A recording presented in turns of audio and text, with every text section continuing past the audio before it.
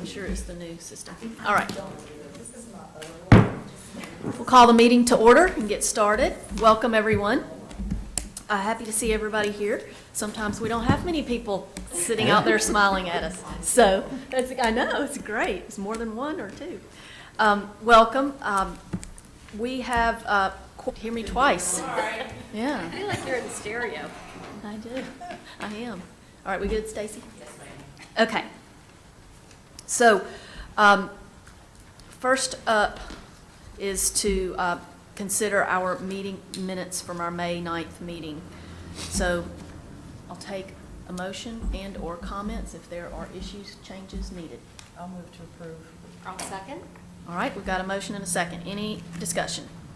All those in favor, say aye. Aye. Aye. Opposed? Motion passes unanimously. All right, on to new business. We have a few presentations today. We're starting with support for public pool in South Walton. And Brian, who's? I believe Mary Lou had that on there, and we have Miss Brannon in the audience tonight that would like to give a short presentation. I've invited Catherine Brandon with a C with Whole Life Fitness. Great. Speak in favor of the public pool.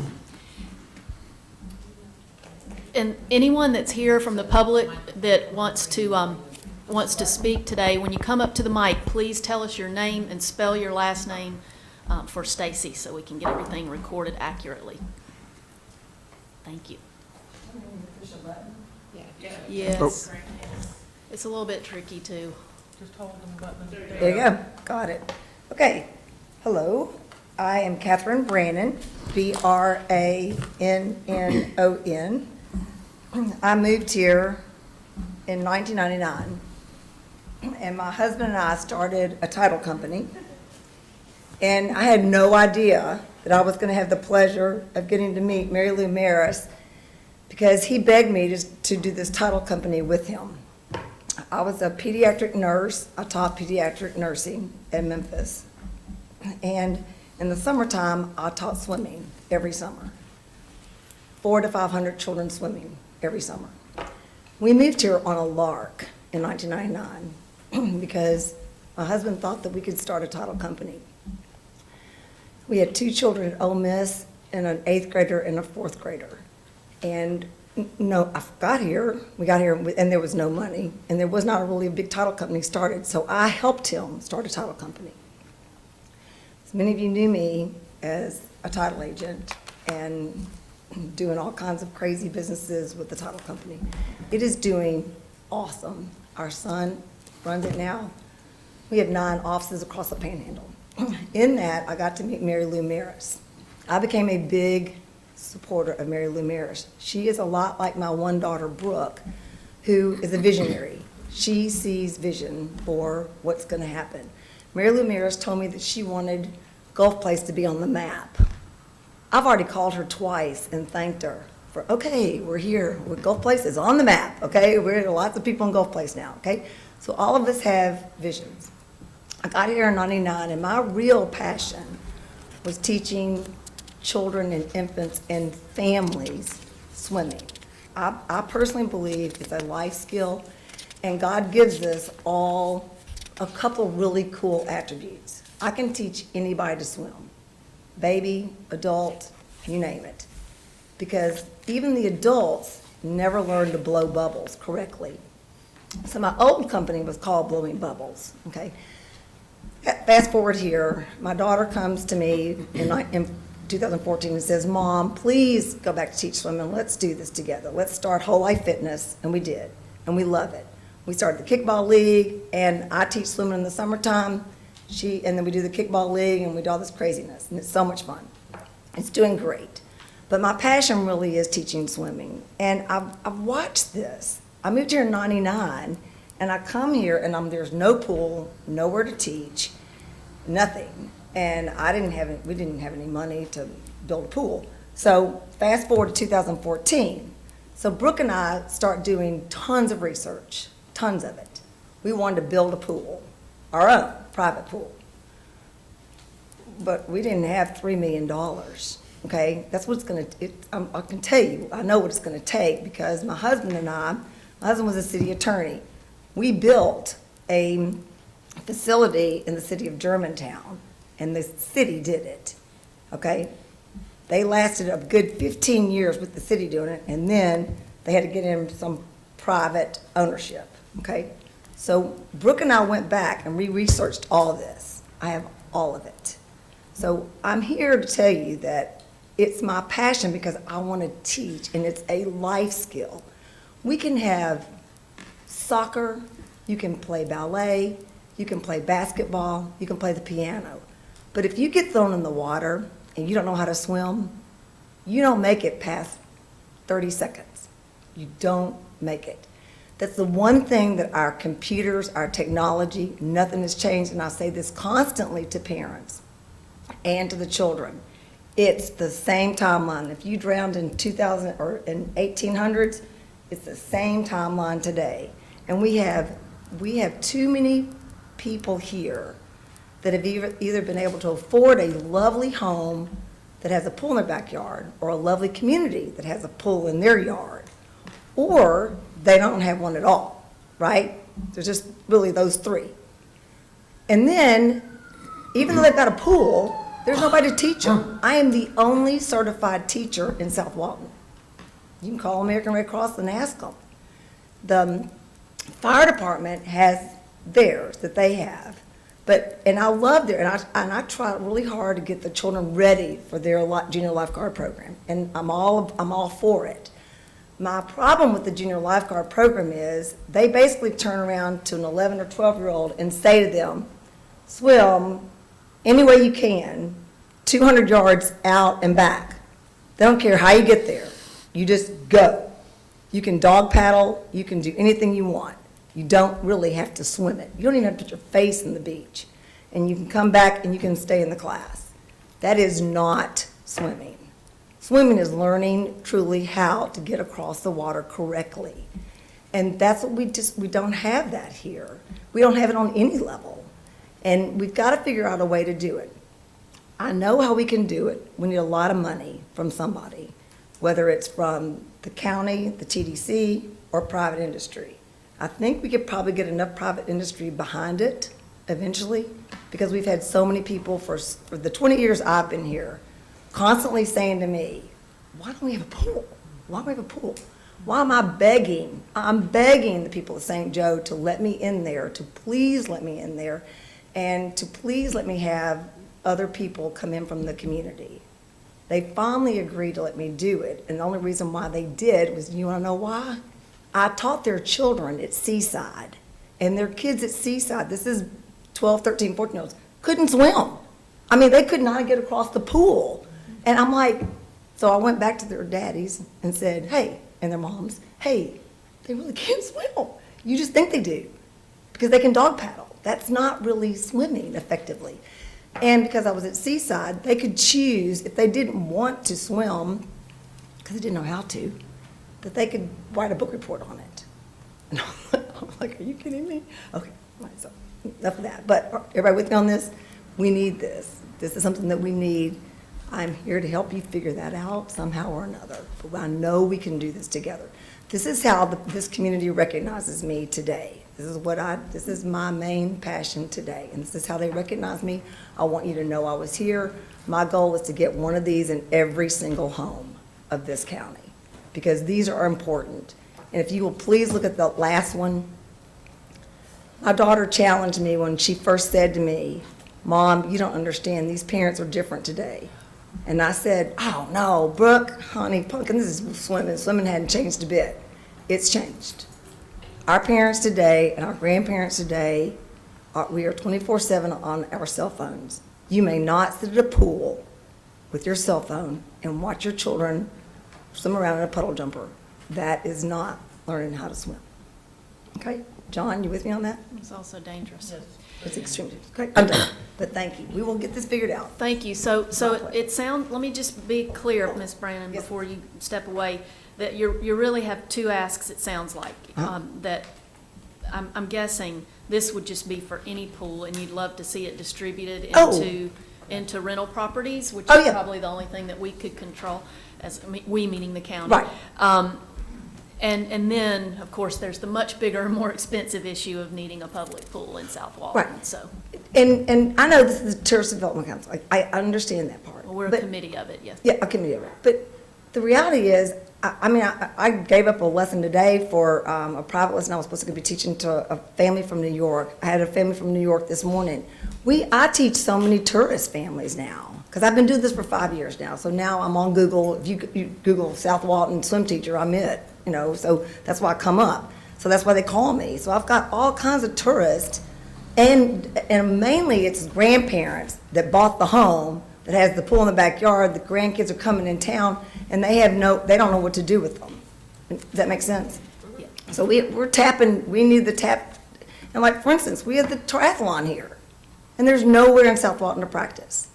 Alexis Tibbetts was so excited to tell me that they finally have a swim team at the high school, and I said, where are you practicing? In Okaloosa County, at the Y. That's right. Okay? Okay. Well, thank Got- you so much My for the pleasure. presentation. Brian, a couple of quick questions. Yes, ma'am.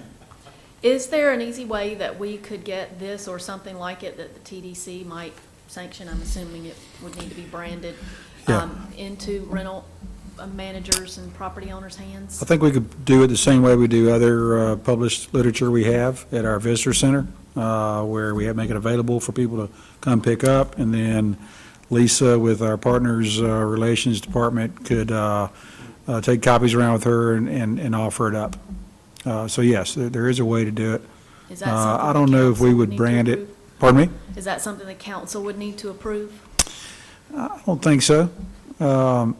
We have, many requests for people to put literature associated with their bed tax collecting entity in our visitor center, and we allow that to happen. I don't think it needs to be VSW branded.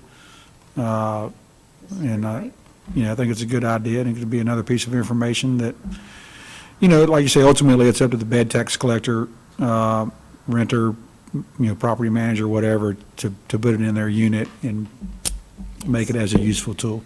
yeah. Honestly, a lot of these are great for just being at the golf on the beach for parents and Yeah. things like that. I see a lot of parents on the beach on their cell phone Yep. and their kids. I will discuss it with Jay and with Christy Gibson, the visitor center manager, and see what we can do. Great, thank you. Yep.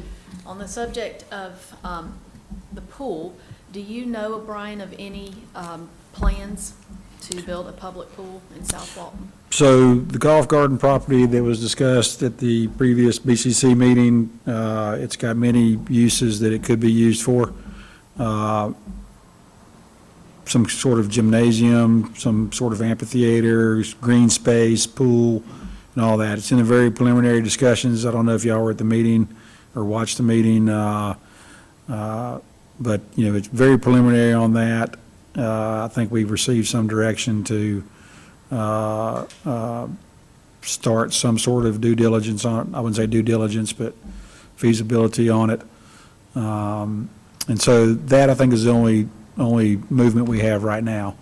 Has that property actually been purchased, or there? No, it has not been purchased. Yeah, So, That's very preliminary, that's why. you yeah, said so it earlier. was offered, and it was included in a previous discussion, and then it was backed off of. Developer, had a contract on it, and then it's now come back up. That sale apparently didn't follow through. And so at the last commission meeting, Commissioner Glidewell brought it up under his tab, and the direction is to do some research on it.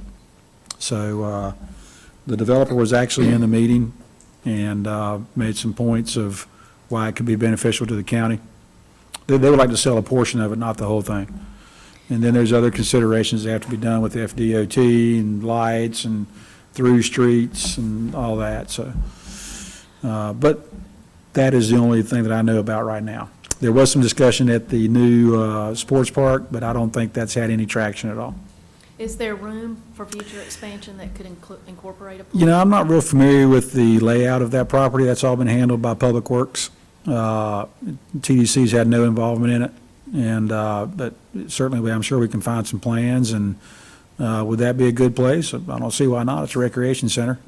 I'm not sure how much room we have at Helen McCall Park, But there are some places that are, I think would work for a pool. It's the funding, you know, not only the design, permit, and construction, but then the ongoing operations. And that's what I seem to hear the most concern about when this comes up at the Board of County Commissioners level. Yeah, Do you agree? yeah, it The is. cost of ongoing maintenance Yeah. and manning and all of that. Yeah. Mary Lou, do you have anything else that you want to add? No, that's just something I've been passionate about for decades. Well, I'm trying to think about what kind of a, you know, if this body wants to take any action on this, what, you know, you guys have to tell me if you think it's, and Brian, if you have any input, is it I think that- appropriate for the TDC to council to consider recommending something up to the board, Yeah. some kind of So I exploratory? think as a destination improvement committee, you know, our task is typically associated with improving the, what we call the common space, the public space, which has been up to this point considered the public beach accesses, the bay accesses, the common areas on the road right-of-ways connecting our beach communities. A pool, you know, it will be argued that it is more resident-oriented than tourist-oriented, probably.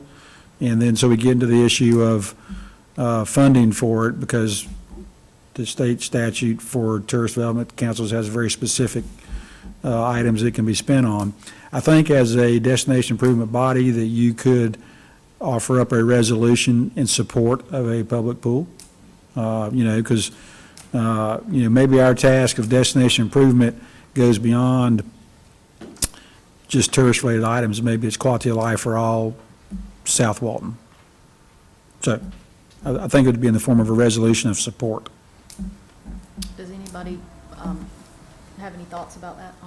Well, I mean, with the shuttling people out to the dive sites, I think we need a place for people, even tourists, to learn how to scuba dive. There's nowhere to do that in Walton County that I'm aware of. So that could be a tie-in, you know, like I say, you know, we've been successful in tying in other things that would be normally considered a general public function, you know, resident-oriented. Right. And so, you know, there's some creative ways to make it tie in, and like I say, at this level right now, I think that really the most you could do is just a resolution of support that, you know, Destination Improvement Committee supports exploring a public pool in South Walton for the benefit of visitors and residents. So I think also days like today, when it's double red flag and the beaches are closed, a lot of people are asking, where is the swimming pool? All the time, tourists. That's true, yeah. So I think the tourists would use it a lot too. Yeah, you know, our research shows that people like to go, they like to have places where they have access to a pool. You know, not everybody goes in the Gulf of Mexico, and in fact, you'd be surprised at how many people rather swim in the pool than go to the Yes. Gulf, even though they're at their beach. Yes. And I know this doesn't bode well for the concern about ongoing maintenance, but I think we ought to have multiple pools throughout the county, Yes. north and south of the bay. I think if we put one down at the golf garden property, it's gonna be tough for a lot of tourists and residents toward the east to get down there, especially during season. So, you know, that's for a bigger, later discussion down the road. If we could knock out one, that would be a great Yeah. start. And I do think there's a pool at the new Definiak Springs Golf Course. There is. There is. Recreation Center, so, so we're, you know, maybe it's a little bit of a start. I would be curious how much usage they're getting at the Destin Aquatic Center. It's just a few miles west of there, just past some beaches too.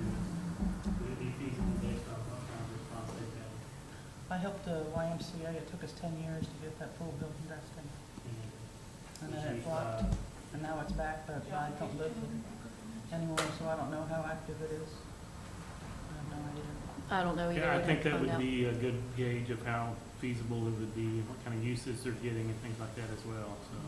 I do know this is the second or third time I've heard people say that from Walton County, they're going there Yes. to utilize a pool, and also I've heard people say they go to Frank Brown in Panama City I think it's a Beach, good so idea, but it would be a good way to tell. I I agree. also feel the Golf Garden is probably, it would cannibalize any potential Right. from Destin. It would be more useful, in my mind, it would be more useful further east, but Okay. again, what's available is what's available too. That's right. Is there room at the Boys and Girls Club? There could be. Once again, I'm not completely sure what their layout is and what available lands they have, all we can do is look at, a survey and figure out if wetlands or any other easements may have been encumbered or encumbered that property, and then, there's always the legal and liability issues of those things. I'm sure they got it covered for themselves, but I would think that if Walton County was going to do a municipal pool, that they would do it on Walton County property. Okay. I would think, I would- Yeah. So it sounds to me like, and I can't make a motion as the chair, but it sounds to me like this might be a good type of situation for a recommendation to explore. We've already got questions from, like I say, I would do it in the form of support of a municipal pool, and obviously the first step in any entity's efforts would be a feasibility study. That would include, usage, cost. I would immediately look at what our neighbors are doing. I mean, Frank Brown Park over there obviously is very similar to our park, except they have a little bit different clientele. As he goes to Panama City, very popular, travel ball park. But I still think that at this point, this body's efforts ought to be in some sort of support resolution. Obviously, being a sub-advisory committee, it goes to TDC and then to BCC, and they do use these recommendations or resolutions, whatever they may be, in determining how to move forward.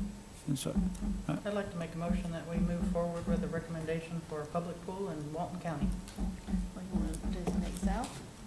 Since we've already got one in north, Okay. very I will recently, or you do amend that prefer to- all of Walton County? No, I will amend that to be South Walton. All right, we've got a motion. Is there a second? I'll say. Okay. Any further comments from the audience? All right. I do want to make one more thing I forgot to say. Come on up, so we'll get it recorded.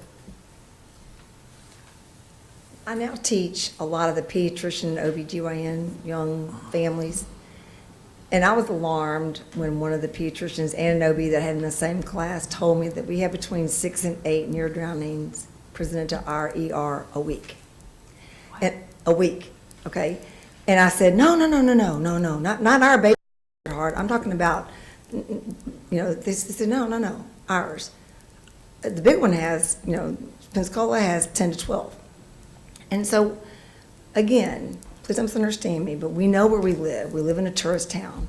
That's not going to be on the front page of the paper.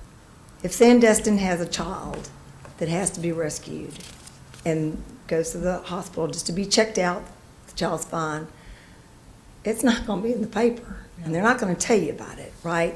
I had nightmares about this for this happened to me 2 years ago, and I had to all my mom baby classes, I say this every single time. I'm not trying to scare them, I'm just saying, look, come on, this is real. It's more real here than we want to know. And that's what's getting to be alarming, is when I've thought about this, and absolutely, I've already walked it off. Behind the Boys and Girls Club, we can put 2 pools back there like that. I've already walked it off. I was in the title business, I don't do surveys, okay? It can fit, and it'd be perfect, okay, just so you know. Great, Thanks. thank you. Thank you. All right, so let's take, yep, let's take a vote. Yeah, we got a motion in a second. You got the second? Okay, so all those in favor of the motion? Aye. Those opposed? Motion carries unanimously. Thank you very much. Appreciate your input, Ms. Brannon, and thank you, committee. Next, we'll move to surveillance cameras at the public beach access. And this was more of a question. Do we have them? no, ma'am, we don't. We have explored putting some form of cameras at our regional beach accesses, and it comes down to a problem of connectivity. In order to have high-res cameras, you have to have good megabytes per second, and we don't have that transfer rate of information available to us. So our second option is to put on a low-res rolling, 8-day rolling DVD type camera. And we do have some of those at a couple of our bay accesses where we had some issues going on. And so, but as you know, the county's working on, broadband throughout the county.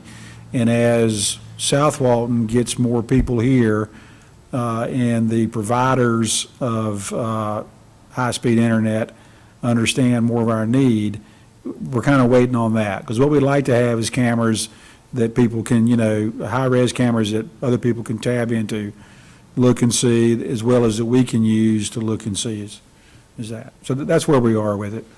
Have you gotten any sort of ETA from the broadband providers as far as when that's going to happen? We have not. The main thing we get from our couple of providers is that there's not the need for it here.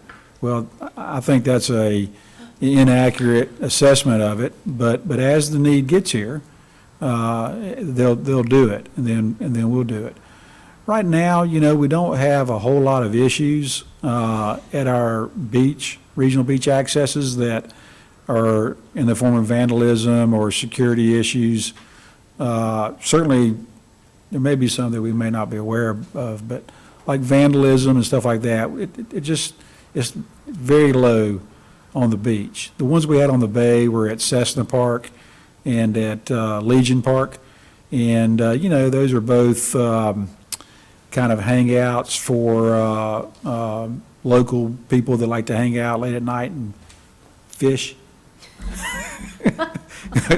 Their favorite lure is the Budweiser can, and so they get a little rowdy, I guess. And that's why we put them out there, just so we could identify, some things that were happening. But, by and large, on our beach accesses, we just don't have much issue, And so that, well, our initial need was so that we could observe and we could display out to the general public, hey, here's the beach.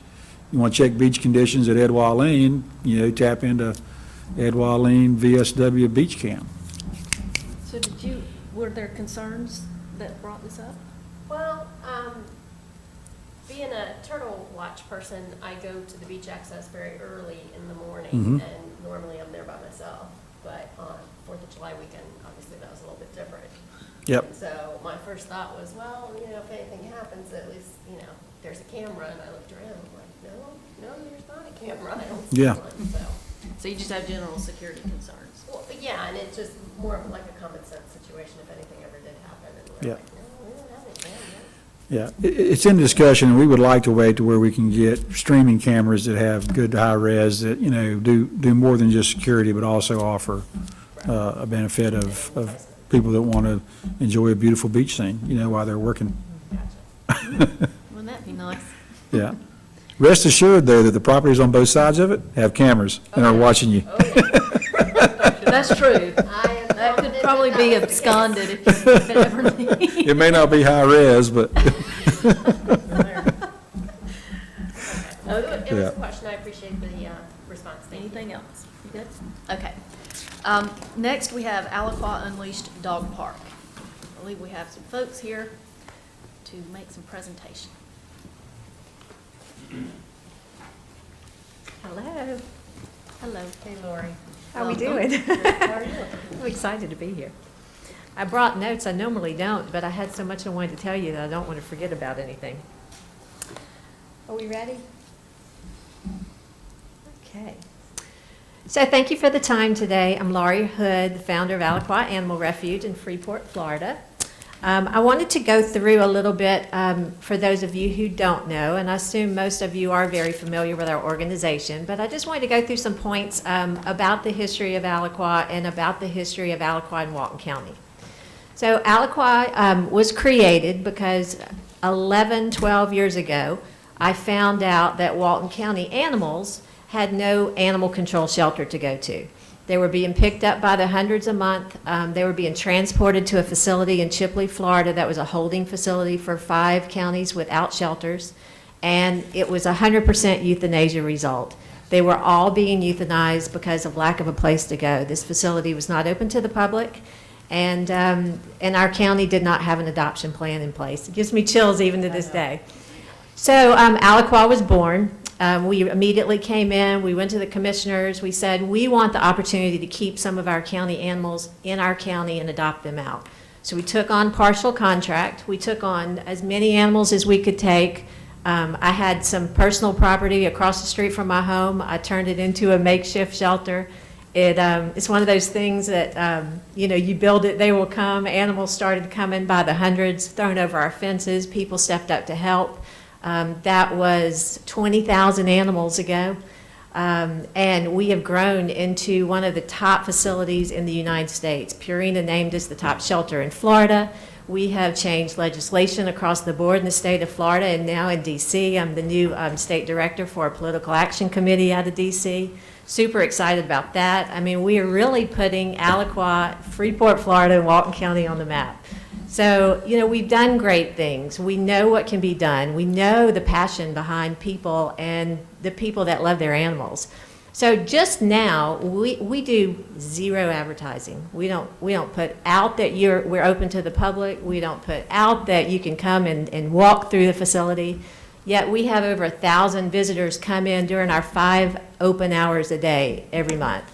And, we track those visitors, be happy to share that, but they come from all over the country. They follow us on our social media. This is one of the places on our 10 little acres in the end of a dead-end road in Freeport that people want to come.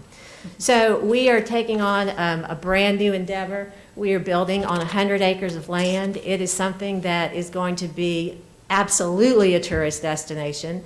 We did the research when we first started to see what the capacity was, see where visitors are coming from.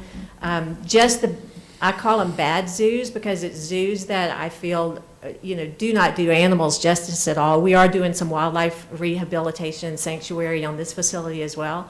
But we're building the alternative to a zoo. And the bad zoos, we did the research, it's 200, 400,000 visitors a year come through those zoos. And this is the alternative. This is going to be the happy place. This is going to be the place where you're proud to bring your families and that you don't feel sorry for the animals, and we're doing important work. So it's really important for us to build a facility that reflects a certain image and reflects our brand. So I'll go into why we're here today, obviously the dog park. Years ago, they came to us and they said, there's an organization that has this dog park. They're not able to keep it operational. It's right over here. For those of you that don't know, it's on J.D. Miller Road. It's on a landfill, so there's no permanent buildings can go on it. It's basically unusable land for any kind of building facility. It was declared safe. It was, and when we first went there were these pipes coming out of the ground. I was like, let me hope that's not methane gas coming out. Nobody smokes up here. But it's actually water monitoring systems. It was equipment that's buried there. But still, it's a landfill, and it really can't be used for much. So we wanted to take an eyesore and a wonderful piece of property that's so centrally located to South Walton and build it into something that our county could be proud of, but it also helps us. It helps us keep dogs from bouncing back into the shelters, which cost the county money. It helps training of animals and bite prevention and education, and it's an arm of Alaqua down here. So that's why we initially got into it. We've done some renovations. We have some of that in your packet. You can see just some of the pictures that we've done, just painting and put up additional fencing and adding some decking. But the truth of the matter is this park does not reflect current Alaqua or where I'm trying to go. It just does not. It's in a state of disarray. The fences are coming down. We have no one on site that is looking at the visitors coming in. And it's basically a free-for-all. There's dog fights that are happening. That dogs are not supposed to come in unvaccinated. We've had sick dogs come through. We've had children, clearly our rules state no children in the areas with the dogs off the leash, and there's little toddlers running around. It's a liability to Alaqua, it's a liability to the county. Some of the visitors have done self-improvements. They've cut down trees.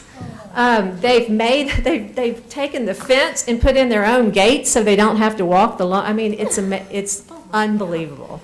So we really want to come up with a plan that either reflects Alaqua, reflects what Walton County wants their parks to be, or, just maybe relinquish the park. And we don't want to do that, but it's not anything that we can't use our Alaqua dollars that are donated to care for animals to pay out park on county land. So I'm going to step back for just a minute. We have Kent Lilly here. He is a board member, and he is a frequent dog park user, and he has put together some fantastic statistics for you to hear today. And Lori, don't feel alone. We actually have folks down here that will do their own landscape maintenance to create parking spots in crowded areas. I couldn't believe it. They said, there's somebody in here, and there's somebody taking a video, and they're going to chainsaw, they're cutting down a tree. Yes. They'll do the same to create parking spots on public property, so. As Lori said, I'm Kemp Lilly, last name Lillie. And I'm a recent board member. And by the way, I am in absolute awe of Lori Hood.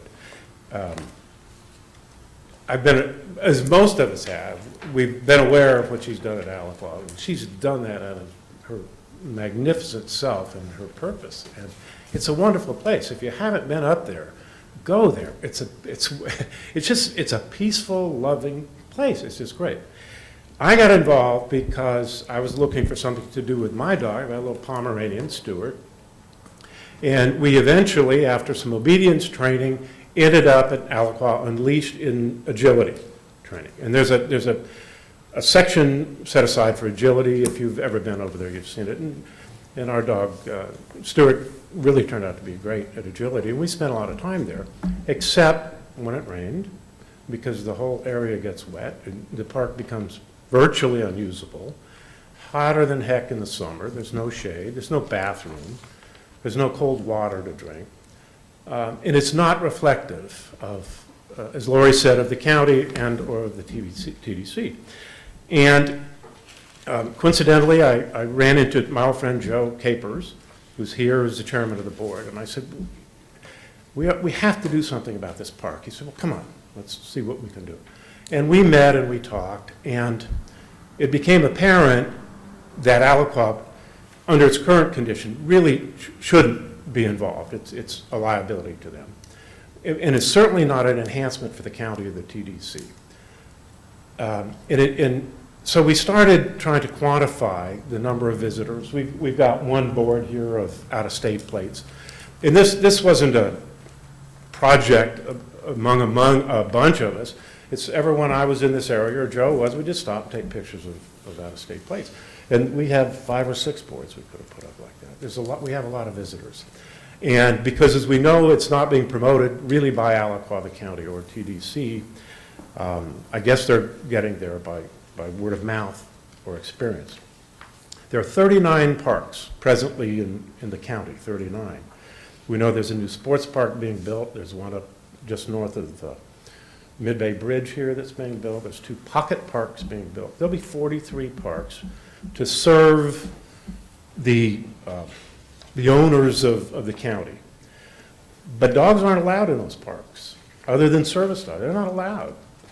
So there's only one park for our dog-owning families. And if I may, how many of you own dogs or have dogs in your home? 2. Lots of. So virtually everyone. Are they Alaqua? Yeah. And I know for my family, my wife and I, she won't leave the dogs alone for a minute at home. And certainly we don't travel without them. And we know a lot of your 4,200,000 visitors last year, most of whom drive here, 84%, are bringing dogs. A huge percentage, as much as 50% or more, most of these cars are from the Southeast, which is the highest percentage of dog ownership in the country, of any other region in the country. Some states have more than 60% of those households have dogs. There are more homes in Walton County with dogs than there are with children under 18. 40% more, that's a fact. That's out of the Census Bureau, an average percentage of households. And there's one park for dogs here, and it's substandard. Doesn't meet any of our needs, and it is dangerous. I got bit. I went in there one day after a rain to see how wet it was, and a dog jumped up at me, bit me, and brought blood. It's desperately we need to have this improved. It's not going to be inexpensive to do that. In order, we have a huge board posted with rules on it. You can't have rules without people there to enforce them. I keep thinking about the beach, because I've been stopped by code enforcement and my puppy Stuart a lot of times to check his tag to see if he's legal to be there. And you need, what is it, something like 12 people in vehicles or more to survey and to enforce those rules. We need somebody at this park full-time when the park's open to check people and make sure they're following the rules. Our visitors, of those 4.2 million visitors, only those who own property here can get a beach tag. The rest can't. There's no place to take their dogs. The closest dog parks are 20 miles away in Bay County or 20 miles away in Okaloosa County up by the Walmart there. So we need one. Our biggest challenge I've met with all of the county commissioners. We met with Commissioner Anderson, and he had Buddy Wright from Public Works there, and which was perfect. And then Joe and I met with Buddy and his storm water mitigation guy at the park the next week. The park, there's almost 20 acres, more than half of it is wetlands. And that area that's not wetlands sure maybe should be, because when it rains, it's wet there a long time.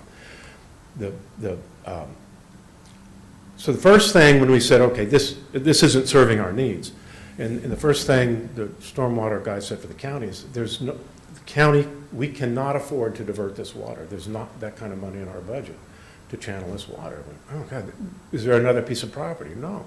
What are we going to do? I don't know. Let's walk up on the hillside. So we walked up on top of the hill, which is generally fenced in. And it's a pretty good sized area. We said, yeah, I'm not. Well, to our amazement, we found out that that's just a portion of it. There's about 7.5 acres up high. And that could be reconverted into what will eventually be 10 fenced in areas. They'll be for large dogs, small dogs, mixed sized dogs, agility training, basic obedience training, but also special needs for elderly and their dogs, or for dogs that may not be gentle around children. We need, and in order to manage all that, we need people there.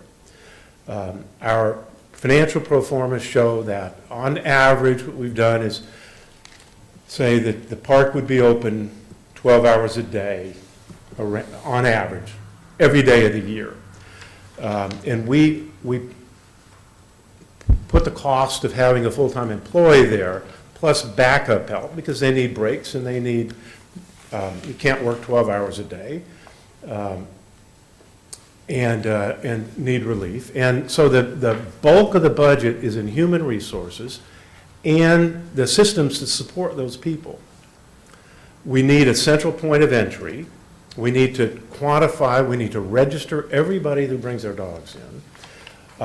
We need to give them a tag like the beach does. And I think what we can arrange is an entrance that once an owner, be it a visitor or a county owner, has a tag for their dog, then there should be a tag reader or a barcode reader or something so they can bypass that entrance and go into the major dog areas.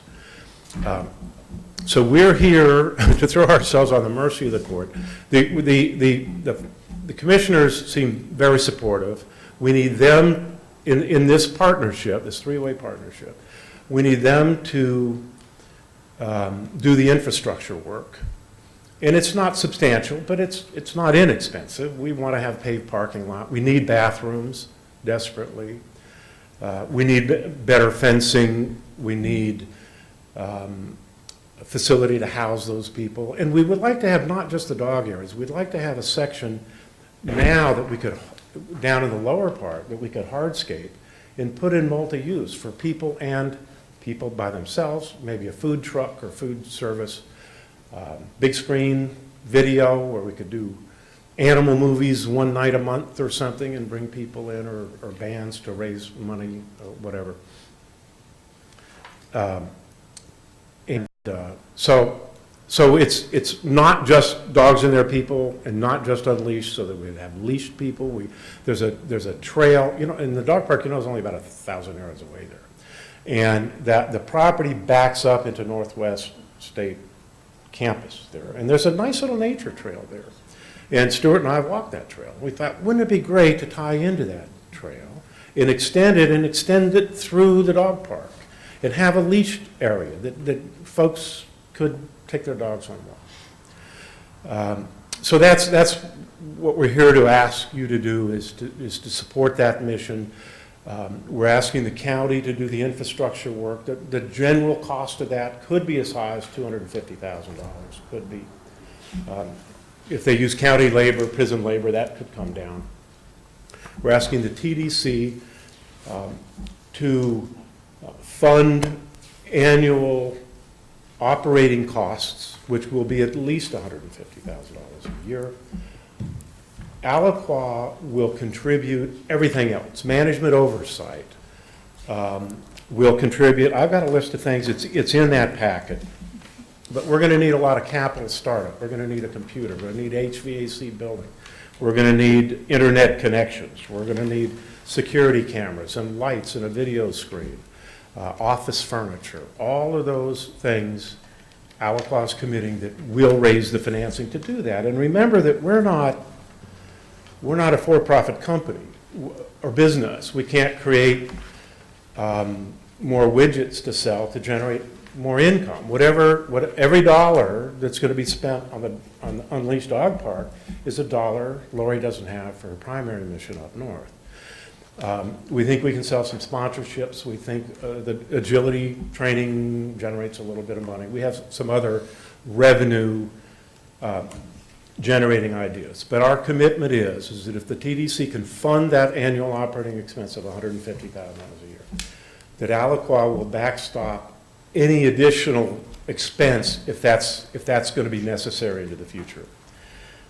We need printers, software, video screen, audio system, artificial furniture. We want to put artificial turf and shading in the training areas for the dogs because it gets muddy and it's nasty in there. We're going to need signage, turnstiles, etc. So we're going to contribute all of that. We're also going to contribute access to our huge database of volunteers to see if we can get volunteers to offset a lot of that cost. We want to do annual events or monthly or weekly events there. We want to do adoptions there. Maybe birthday parties for kids and their dogs and their friends and their dogs. We have an enormous social media presence, as Lori said. We want to offer that as part of promotion. We want to promote with dog-friendly hotels, dog-friendly businesses, give them access to this huge number of people. And also put it out to our thousands of donors and let them know what we're doing and that they can be a part of this as well. So that's kind of, from a business perspective, if you will, of what we're asking you to do and what we're willing to do. And we still need the county, but we're pretty confident from all of my meetings that they're fully supportive. So, Lori, if you would like to add anything else. Thank you all very much. Appreciate your attention and your support. Thank you, Kent. I won't keep you but one more minute. So thank you, Kent. I just wanted to read to you what our mission statement is for the park: to develop and maintain a contained, nature-friendly, off-leash, on-leash dog park where well-behaved canines and members of the community can exercise and socialize in a clean, safe environment. To develop and maintain an attractive space for music, art, and community events open to all who are willing to uphold the park's policies and rules. To promote education, training, recreational activities that facilitate responsible dog ownership and well-behaved dogs through the use of volunteers and professional dog trainers. To view this park as a community project in partnership with Walton County and the TDC, designed to satisfy the needs of dog owners, visitors with dogs, and non-dog owners alike, and serve as a supportive arm to Alaqua Animal Refuge. So I'm just asking you for us to all work together to create a facility that we can be proud of, that our visitors can utilize, and that we can all create something that we love for the tourists and the dogs that we love in our families. Thank you so much. Thank you. Thanks, Lori. Appreciate it. Before we, if it's okay with you guys, before we comment or take any action, I want to see if there's any other input from the public. Does anybody else want to speak about this item from the public before we begin? Okay. So that was a great presentation. Thank you very much. I'll open it up to the committee for comments, discussion. I think it's pretty obvious that tourists are using it as evidenced by the tags that somebody took all those pictures of. I think it's needed. I think it's underutilized, and I think if we advertised more, I think it would be used more, but we do need to clean it up. That's my personal opinion. Where's this located? J.D. Miller Road, JD. as the crow flies 1,000 yards away. Okay. Yeah. It's across the street from that big tower station. Yes, that's the best landmark. There's not a whole lot back there. Right. Any other comments, thoughts, discussion? I mean, I think it was a great presentation, and I would support 100%. I'm not sure it's a TDC ask, and I say that because we don't really have the numbers for tourists, but I don't necessarily think it's not great for our community and great for our locals and great for people who live here. I think there needs to be some more studies before it's presented to the TDC in general. And I mean that from like who really uses the one in Bay County, who uses the one in Okaloosa County, is it visitors or is it locals? But I mean, it's not $1 million, it's a little bit of an ask, but I'm just not sure it's a tourist thing unless we promote it as a tourist thing for future. That's just my opinion. But it was an amazing presentation, and I would personally fully support it. That's a good point. And we do, not so much we, the county. Just if you don't know, so everyone knows, there is pretty strict legislative control over how TDC dollars are spent. So when we talk about whether it really has a nexus to tourism, that's not because we would personally prefer that it does to spend TDC dollars. That's everybody's own individual opinion. But the state says it better, and it has to. So, so I think Jennifer's point is very good from that respect because of needing some data. Because otherwise, I don't think it can even be tested as to whether it meets that mark legislatively, legally. And why haven't the 3954 parks allowed dogs like the ones that the county maintains today? I mean, I think that's a question. I don't really know that answer.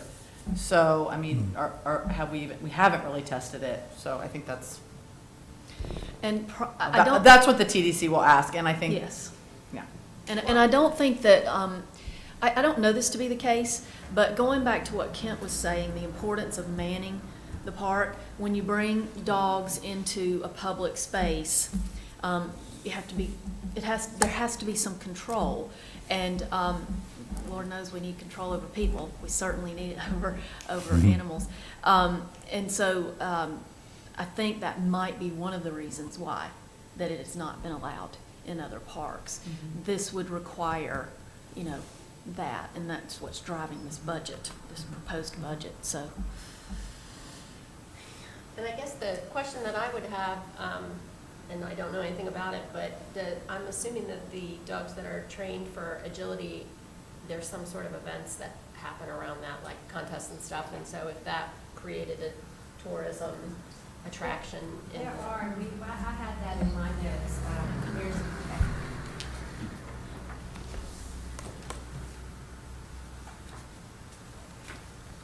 I did have that in my notes. Thank you for asking that. It's they have trials that go around all over the place, and the closest trial now is Pensacola. And so if we had the facilities in place, we could offer those trials to come through here. And how would you go about collecting the information to see who uses the other park? Is that something that TDC has access to? I mean, license plates is a really good start, but I mean, you know, saying that there's 4 million visitors doesn't mean a percent. What's the percentage that would even go there? Have they been there? Right. It would be probably privately funded, I would suggest, in the beginning to go prove that then tourists were utilizing that and then promote it through something, whether it be a program that you would pass out to the rental agencies or through South Walton. But I think it would have to be something that would be used by tourists to say that it would be TDC funds legally. I would also say I would go to Okaloosa / Destin and wherever, I'm not aware of the dog park or parks in Bay Me County. neither. But I would ask those municipal agencies, because they may already have some data, and they may be using TDC funds. Mhm. I I don't know don't think if they are. do. I don't think they have any, they don't chart, they just come in. There's no tag, there's no registration. And so part of what we were trying to do was to create, not only at the main facility, but through apps. We have an app that we're going to do at the main facility where it's free and we can track our visitors and find out what states they come from and all of the information that we need to know for donor reasons, but could certainly Right. be shared. But then at the dog park, the same thing. We have no way of knowing who's coming in there or where they're coming from. Those pictures were just from, they literally drove by every once in a while, would pull in the parking lot and take a picture if they saw Are a they tag. fund, do you know who the counties are funding the other parks? Probably not TDC. City of Destin is Destin, and almost The city of Destin was the Destin one. 100%. Mhm. Crestview just opened a new dog park. And Niceville funds their own. Down by the hospital. I've used that one a The lot. city of Destin, it's right there at City Hall, so I think monitoring, and Just and they also have volunteers that, Mhm. the dog park people that, take care of it. And they need to be checked for the rabies certificates. too, Right, I know. Nobody's mentioned that, so, I'm There's a sign up there right now. thinking about you getting bid.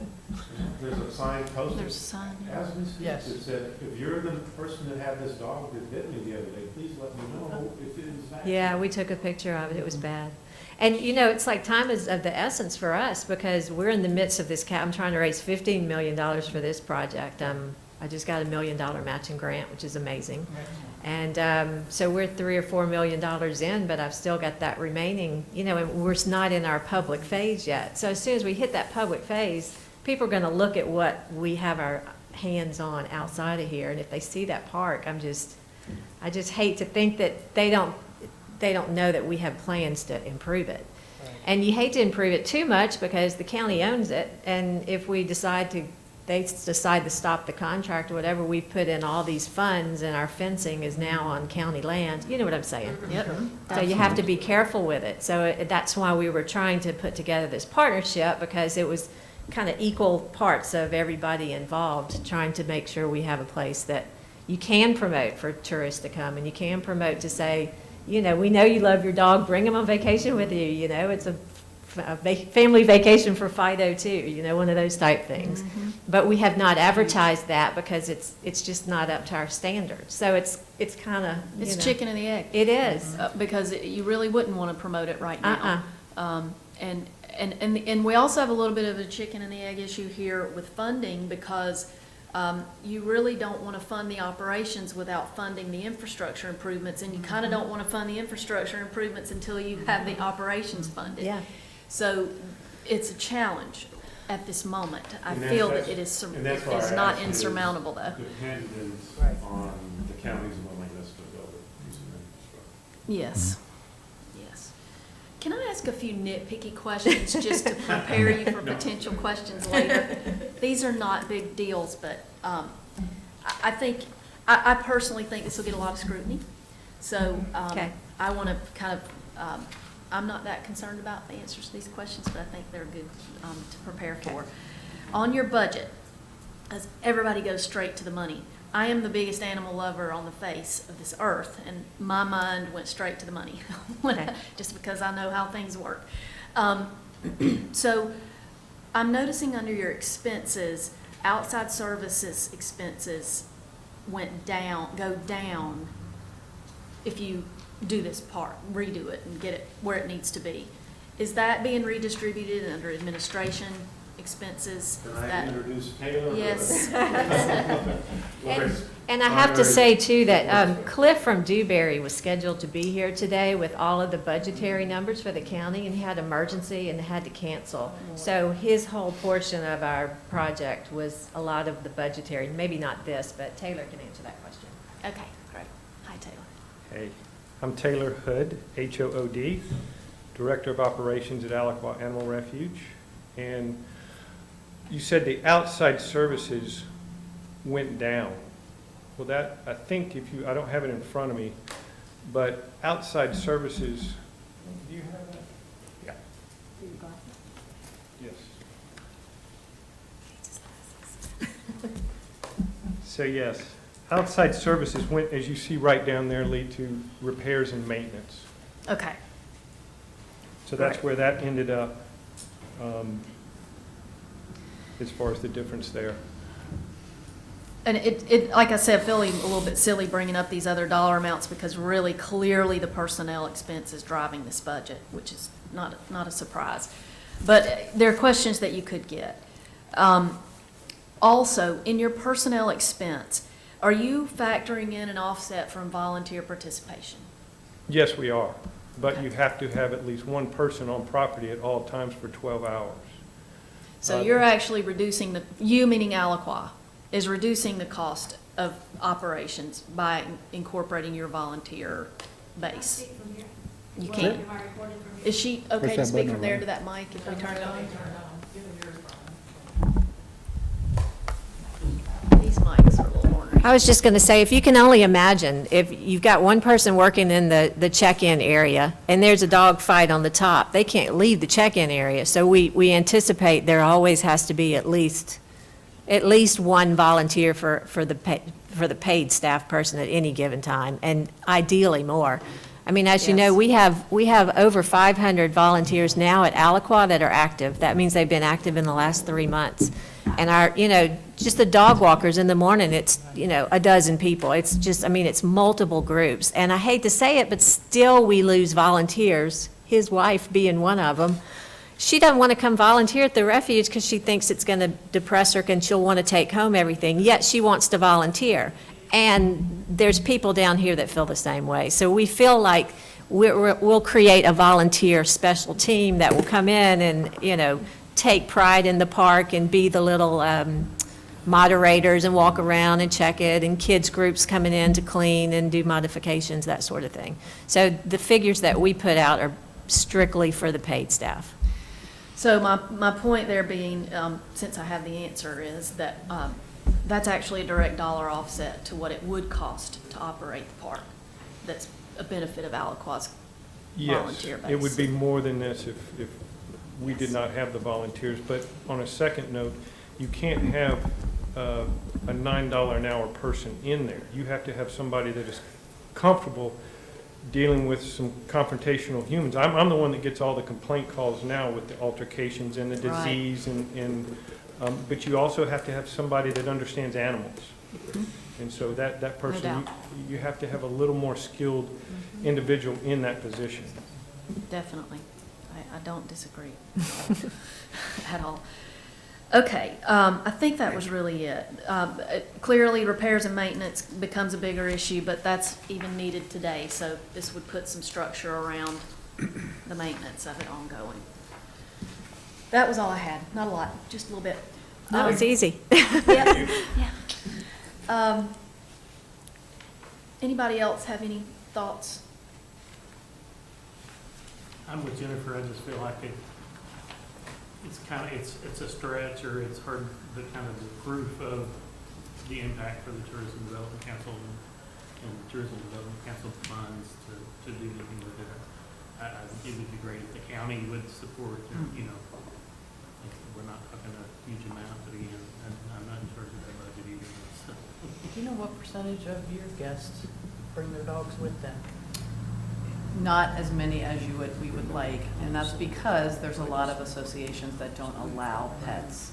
And the beach is not pet friendly. It's Right. only pet friendly to owners. Yes. And so there isn't a lot as much as we would, I would be open to it, and owners that have pet friendly units typically get more revenue. But get more bookings, but typically there isn't owners who do not want that in their home. Whether the association has it or they even love dogs, they just don't want that in their homes. 5% of our properties are pet friendly, just to give you Yeah, ours is, 5%. What percent? 5 yeah, ours is. And the campgrounds John, is included? for the website for Rent 38, do you have any idea? These are specific Oh. management companies, Oh. Right. Oh, okay, I'm sorry. not overall. Yeah.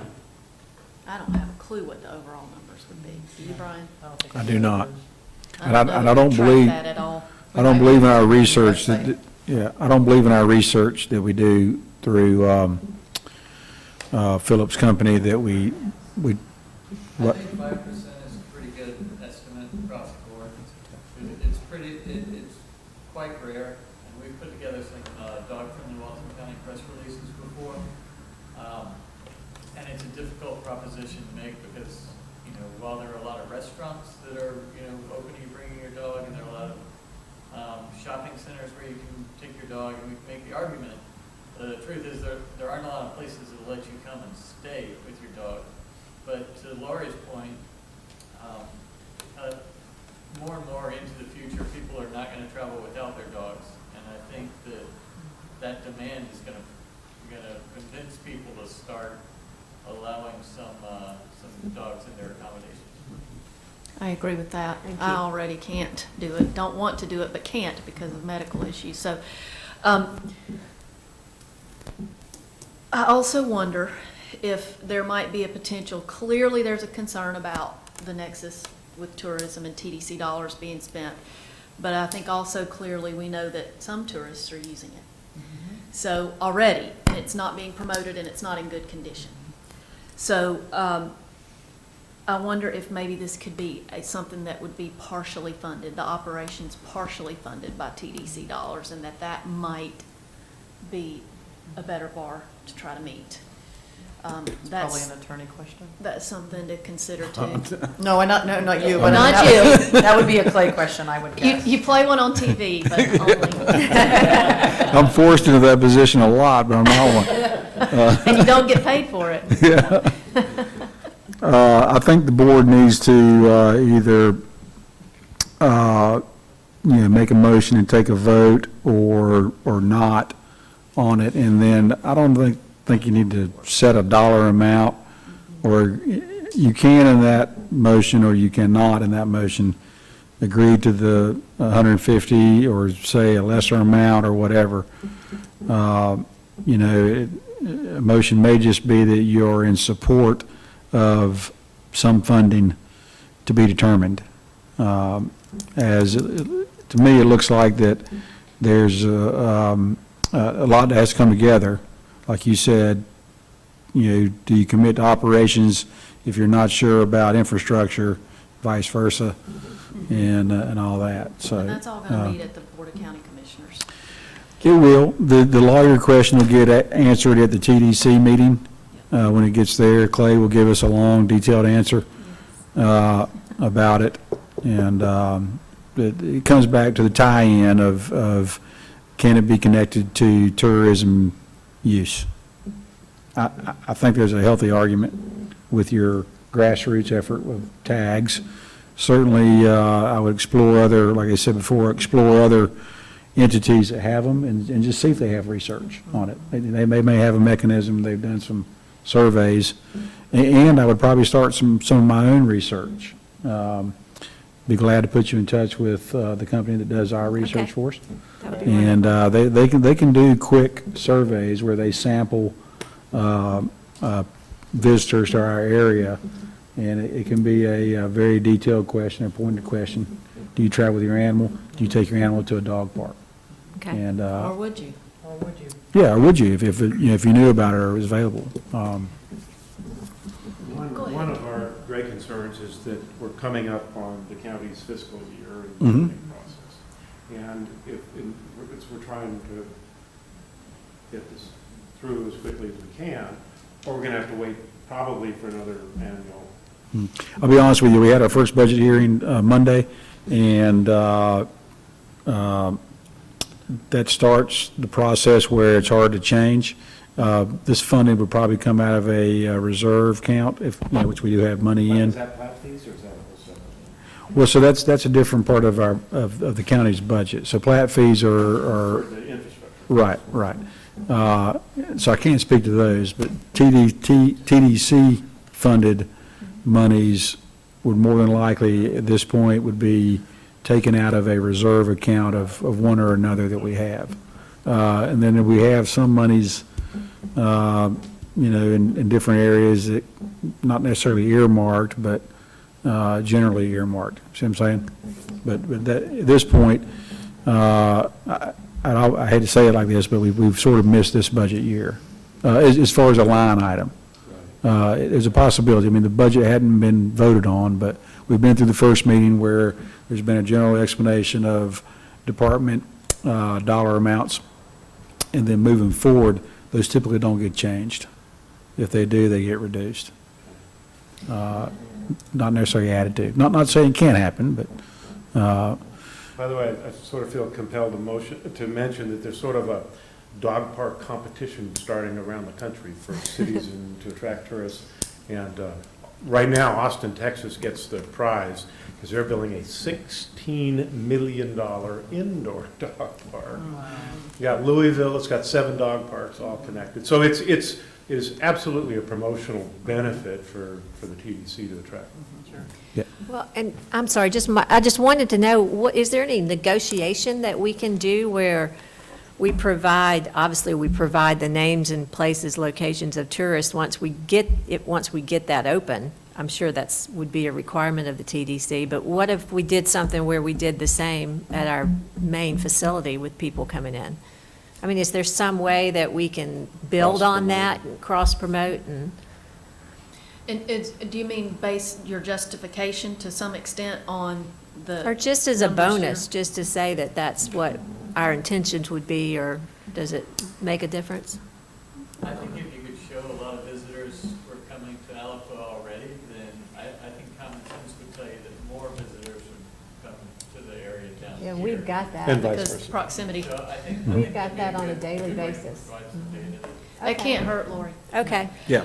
Here's what, again, I can't make a motion, but my thought is forming around this, that it might be a good idea. I don't want to slow the process down.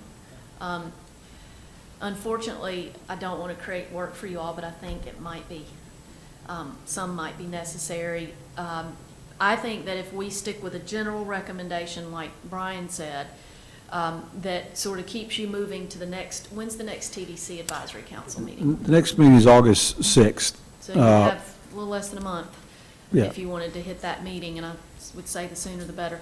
They're only every 2 months, so if you miss that one, it's another 2 months. That gives you a little bit of time to gather some more data. We've given you guidance on concerns and thoughts. It also might be prudent to speak with the commissioners again and talk about the fact that there's some concern about the ability to spend TDC dollars and the ability to show the nexus with tourism.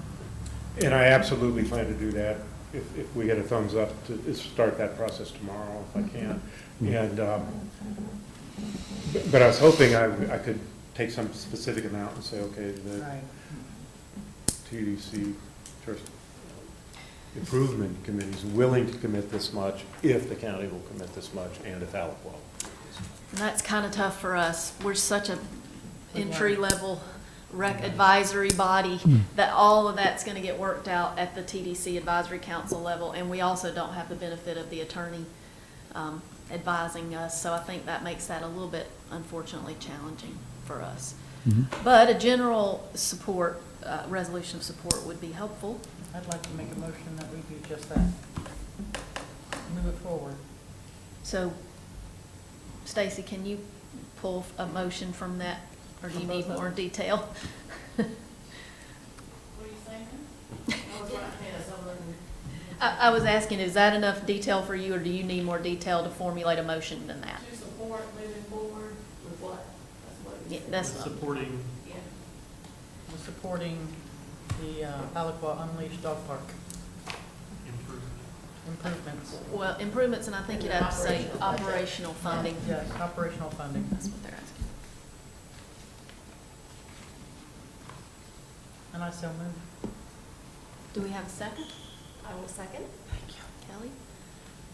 All right, we've got a motion and a second. Any further discussion? All those in favor, say aye. Aye. Aye. Those opposed?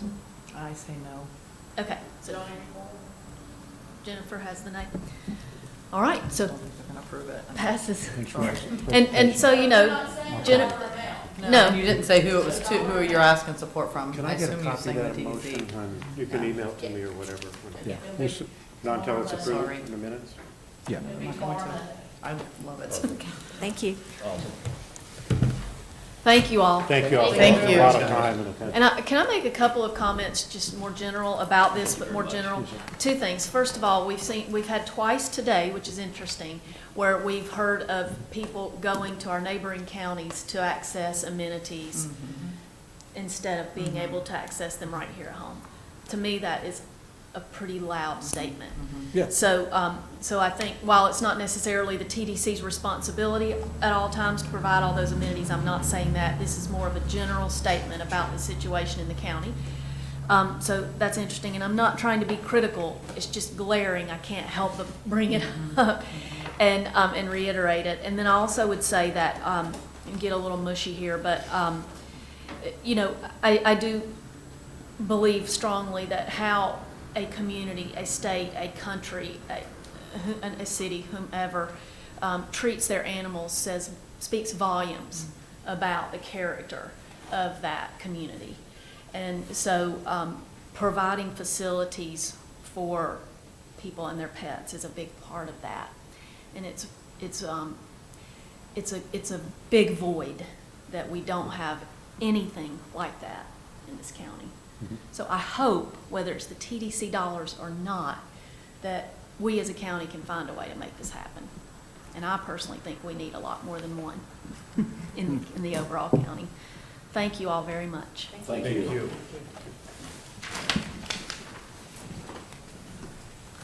All right, let me dig around here and find my agenda. Okay, next on the agenda under new business is parking in South Walton. That was an item from last meeting, right? Is that me? Who brought that up? Is that you, Mary Lee? It says new Well, I business, think- but Yeah. Well, and I just have a question too, as far as, and I apologize because I wasn't at the last BCC meeting, but where are you looking to add parking? And kind of what stage is that in? Right. Okay, so we have some properties that we already own, that we've purchased over the last couple of years. And over this last 6 or 8 months, we've been looking at a few other properties, one of them real hard, a couple of them fairly new to us. And we've taken those through the process, and that process ended Tuesday night.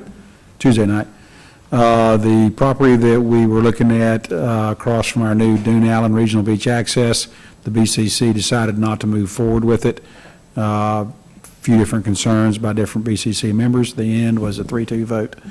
We had some other properties in different communities, some in Eastern Lake, some in Inlet Beach. Those were also decided not to be looked at any further. They had not gone any further than one set had gone through some due diligence. The other ones were still in the do you want us to do due diligence. It also, the TDC made the BCC, or Jay made the BCC aware that we are running low on available funds for new property purchases. And discussions between me and Jay recently were, let's start moving forward with the property that we own. Part of that spurred on by the approval of the high impact penny that got approved Tuesday night. So that's an additional money that is going to be earmarked for infrastructure and land purchases. So we have started on the land use changes for 283, the Grayton property, and for the 393 property just north of 30A. That's in past product purchases, we've done those coincidental to the development order. It's usually tied us up. I recommended to Jay that we go ahead and do the land use changes. We have to change it to a public use, either public infrastructure or parks and recreation, depending on what's going to be. Both of those will be a public institution land use. That process usually is fairly easy since we've purchased the land and everybody knows the intent of our purchases for those land. We don't expect any issue with the land use change. We'll go and get that out of the way, and then we'll soon be asking the BCC for direction on design, permitting, and construction of those 2 parcels. Still continuing to look for a large parcel in East 30A area that would be a complement to what we have the central parking area of Grayton and the sub-central parking of 393. We're looking for something similar down in East 30A. We also have the Driftwood property on Scenic Gulf Drive. That property had a dual function of being a stormwater facility for Driftwood and Ellis to correct some issues there, as well as parking for our Miramar Regional Beach access.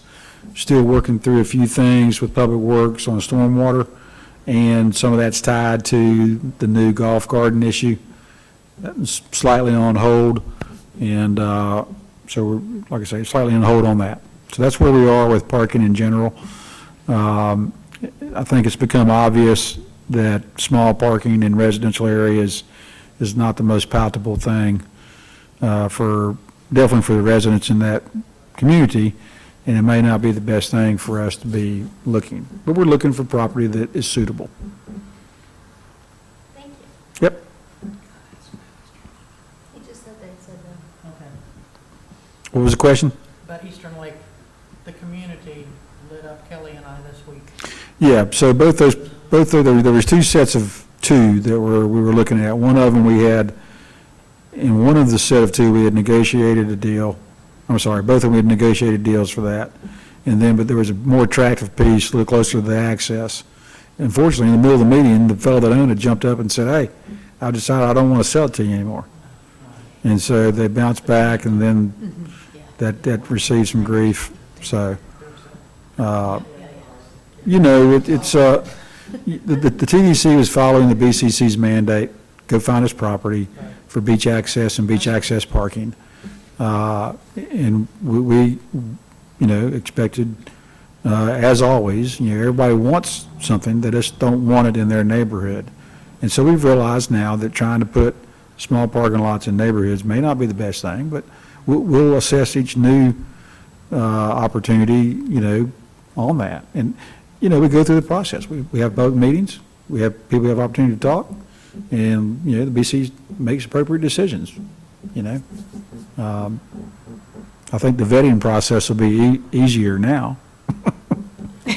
Yeah, you got a little guidance, I think. We only have so much backside. Yeah. That's right. That's exactly right. Yeah. Okay. Okay, anything else? All right.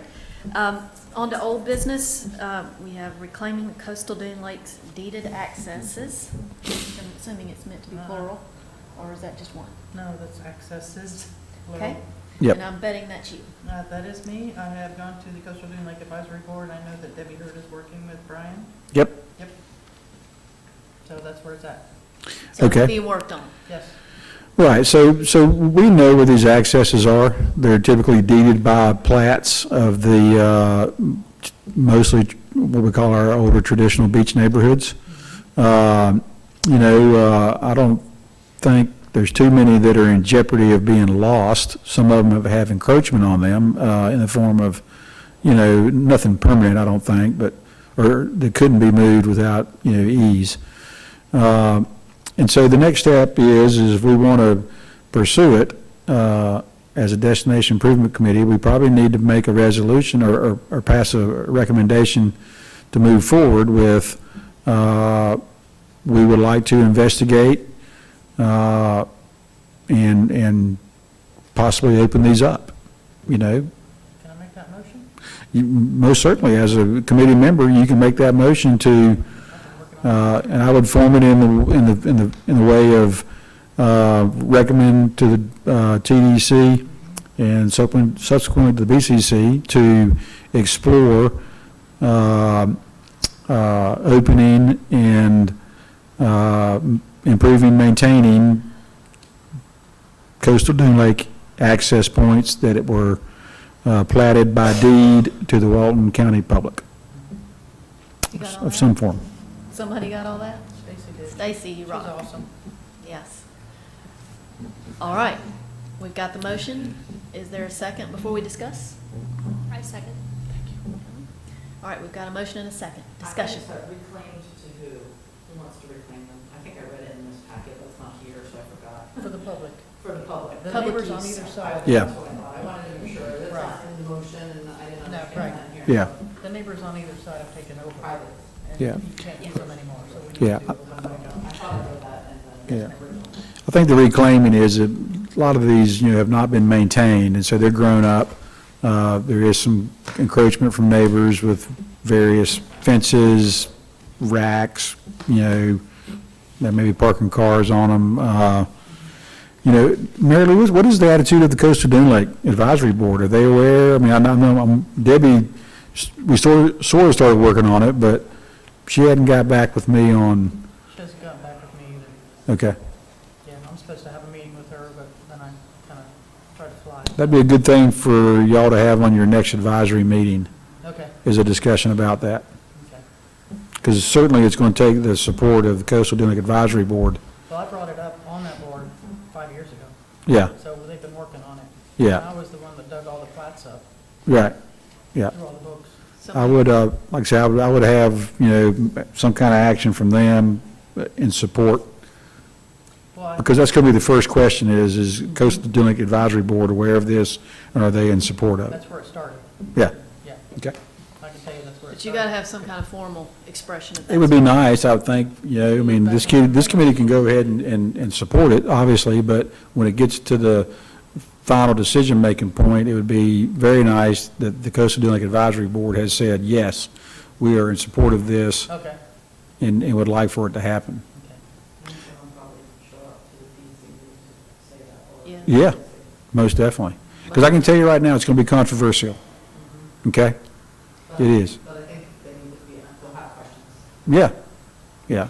Controversial, can you share? By the neighbors. It's going to be controversial in a couple of different ways. One of them is the immediate neighbors in the neighborhood are going to have grief over it because they're going to say you're introducing a public portal onto what we consider now a private, lake, and you're going to create parking problems in my neighborhood. You're going to have, it's not right, blah, blah, blah. And then there's going to be some environmentally concerned people that are going to use some different angles of coastal dune lakes are already imperiled, they don't need more pressure, you're going to introduce hydrilla from boats into them and stuff like that. I mean, there's going to be, Support from coastal, Yeah. right, Right. it will be vital. yeah. And that's from experience of building new accesses and improving existing accesses is, I'll be quite honest with you, when I embarked on the improvements to the existing beach accesses, I thought that I would get, pats on the backs and hugs, other things, but I'll be quite honest with you, I get cussed out. And I get told that, we're encroaching, it's not our property, how dare you put people on our beach, the TDC is trying to take over, and I've toned that down a lot. So now we're gonna wrestle it all up again So- about the lakes. But I'm the type of guy or person that, if it's dedicated to the public ought to have use to it. I agree. And so, but I just want everybody to understand that there'll be some flack. Definitely. But I got a flak jacket. So we've got a motion and a second. Any more discussion? All those in favor say aye. Aye. Opposed? Carries unanimously. Thank you. Project updates. Okay, new RBAs, Dune Allen is about 60% complete with construction. Block wall started going up a week or so ago. They're doing the plumbing stack out of them now. It won't be too long before we'll be putting a roof on that thing. The Scenic Gulf Drive, about 70% complete with design and permitting. We've had a little bit of difficulty with DEP once again on pile sizes and stuff like that. Every bit of that is being built seaward of the CCCL, so you can imagine what it's like. Seagrove, we're about 50% design, or done with design and permitting in the wetlands mitigation review right now. Hope to be out of that fairly soon, and then we'll progress on through the other FDEP requirements. All of our bridge projects are now complete. I hope everybody's enjoying them on the multi-use path, or at least had a chance to look at them. Existing beach accesses, we have been approved for invitation to bid for 4 RBAs and 5 NBAs. These are mostly in the 30A area in As you know, we have 8 our regional beach accesses. We did have 5 of them in there, but we've been asked to hold off on Santa Clara because of some legal issues that are going on with that neighborhood. And I can talk about that in just a minute. But anyway, about 60 to 90 days before we'll start construction, that's the procurement phase, invitation to bid, advertise, opening date, closing date, notice of award, notice to proceed, and then we'll start it. And we'll do it so that we're not closing more than 2 accesses in one community. And certainly on the regional beach accesses where we have opportunity, we'll try to make alternate routes. And we got it designed so that we'll be doing it in somewhat of the slow season. And we'll get a better jump on it than we did at our last 10 that we did. Pilcher Park, approved for the invitation to bid for its repairs. Also about 60 to 90 day of procurement period. There's one more FEMA step. It's the environmental review. They've started that. They should be very close to it. And then we'll be done with FEMA as far as their review process, and they'll tell us what percentage they're funding of that project. We added an alternate to it to put more riprap out there, then instead of just replacing the riprap, so that it'll have more protection in future storms. Hopefully we won't have to worry about it again. Kellogg, we started on the seawall repair on it about a week and a half ago. 60-day duration. The guy will probably done before then. New seawall around, new seawall cap. The canoe kayak launch area will be improved. We're going to put some separate of the contract. We're going to put some new benches and tables out there. Make the parking lot better. We're done with our own forces, and we'll get that park back in shape. I have not started on the Nature Center building of the upland portion. I do have funds in there to do that, so we'll move forward to do the design and permitting, Okay, good. not construction. Awesome. The parking at 283 and 393, I explained where we are on that earlier, and so that's it on projects. How about the Bay Grove Park? Bay Grove Park. So it's Public Works Park, as you can see if you've been by it. They've got most of the seawall done. They've got the boat ramps done. They're working on base for the parking areas. I noticed this morning they were putting in what appeared to be mulch and topsoil in what's called the Grove area. Paving, ought to go fairly quickly. I don't have a date, but it looks like it's probably 30 or 45 days out. Okay. That tree out on the point, I'm worried about that tree. It's not going to make it. That was the second phase of the armoring of the coast there. It's going to have things all the way around it, and as they put that in, that tree's going to get destroyed. And be quite honest with you, it's hung on for a long time, but we probably better. I don't know what the ultimate plan shows, if there's a new tree there or not, but we'll see what happens. Okay. But I wouldn't count on the tree staying. A lot of people screaming about that tree. I know. What a great opportunity for Mary Lou Mayers to donate a tree. Yeah. Oh, we got quite a few. I'm an Arbor Foundation person, yeah. What kind do you want? I have dogwood, crepe myrtles. Something native, of course. Yeah. Okay, so that's all I have on project updates. Okay. Did you say you had something on the Santa Clara? Oh, I'm sorry, yes. So if you don't know, the Gulf Shore Manor subdivision that was platted in 1926 is undergoing some legal challenges, and part of those legal challenges include our beach accesses there. Back in the early 1900s, a fellow bought government lot. I think it's government lot 180. Don't quote me on the number, but government lot that included that quarter township that makes up Gulf Shore Manor. It appears to me that he tried to sell a few lots, and then some third-party realtor developer guy said, hey, let me help you. And he platted out a subdivision that included a Gulfront hotel and some commercial. This is all before 30A. And then he recorded that plat, hand-drawn, neighbor subdivision with clerk of court. But it's not a plat in respect to traditional and what is Florida statute accepted plats, as it doesn't include a dedication paragraph, an acceptance paragraph, surveyor's certification, or any of that. So they went along and sold lots, and 30A came along, and then the lots that were south of 30A got replatted into 4 what I call pocket neighborhoods. And in the late 70s, the county passed a resolution that gave up their platted or dedicated rights to what was called the beach area.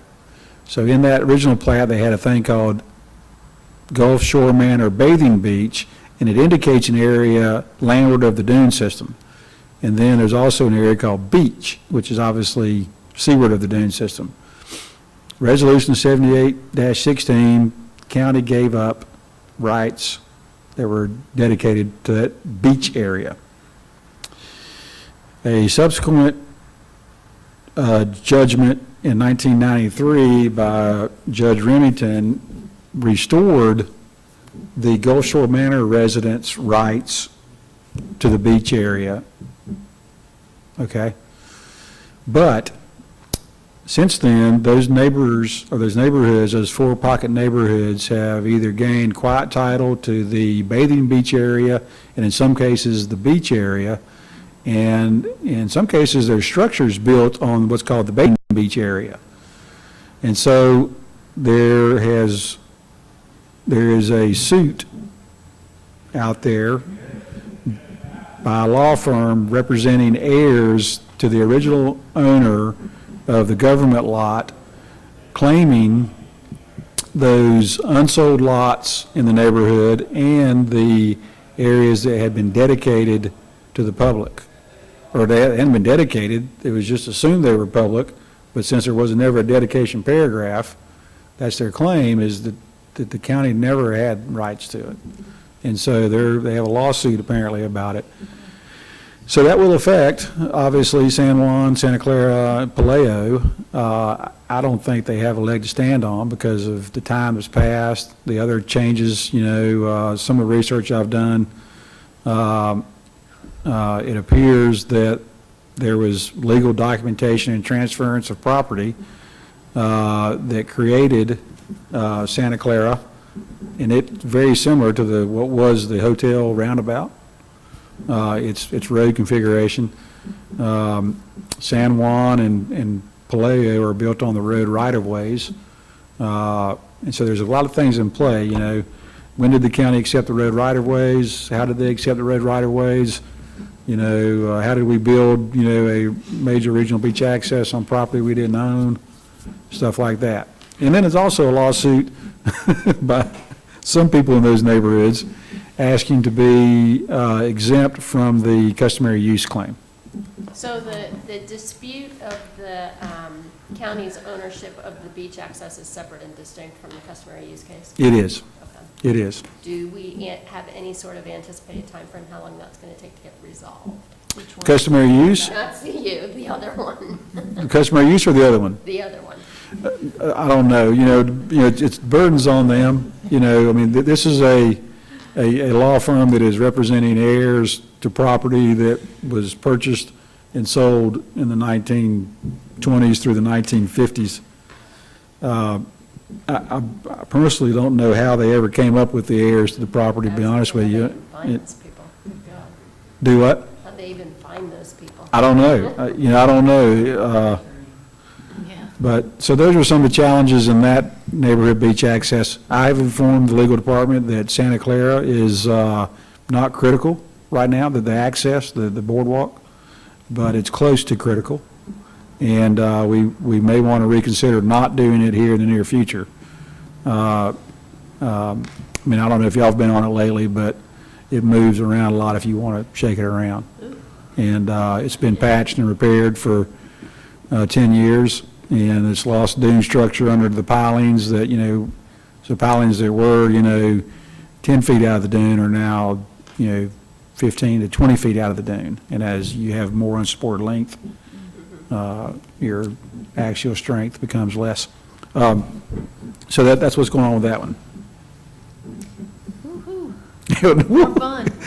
Yeah, now not only are we fighting for the beach, we're also fighting for our accesses that we thought we had. Yeah. So, I would anticipate more of that to come. Do what? I'd anticipate more of that to come.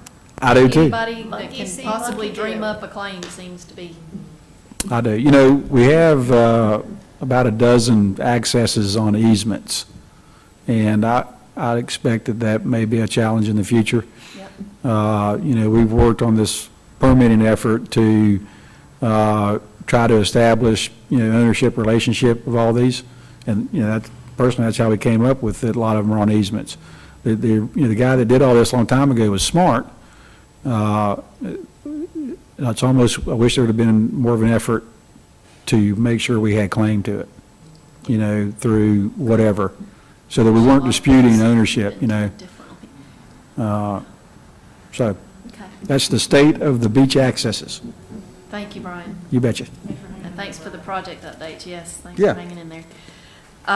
Do we have other public comments? All right. Any other comments from the committee? Yes. Yes. Red flashlights. I'm sorry, it's in Jay's court. Please court.